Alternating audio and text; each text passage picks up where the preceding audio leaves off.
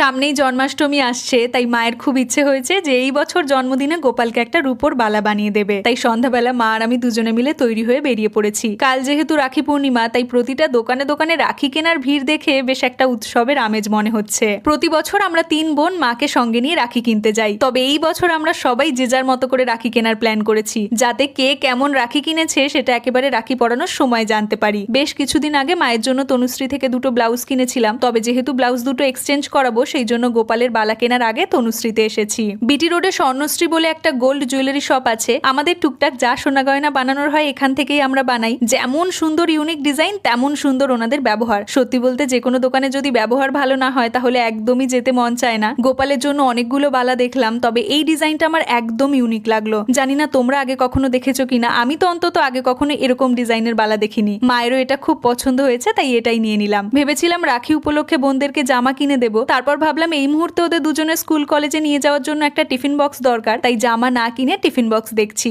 যখন দেখবে কালেকশন খুব ভালো থাকে তখন কোনটা কিনবো এটা বুঝতে পারা যায় না। আজকে আমার অবস্থা ঠিক সেরকমই হয়েছে। এত সুন্দর সুন্দর রাখি পাওয়া যাচ্ছে, কোনটা ছেড়ে কোনটা কিনবো সেটাই বুঝতে পারছিলাম না। যেহেতু এটা শ্রাবণ মাস চলছে, তাই রাখি উপলক্ষে কালকে আমাদের ভেজ আইটেম হিসেবে পনির আর ফ্রাইড রাইস হবে। তাই মা আর আমি এখন টুকটাক বাজার করতে এসেছি। চলো আমরা বাজার করে বাড়ি ফিরি। দেখা হচ্ছে তোমাদের সঙ্গে পরের ব্লগে। বাই।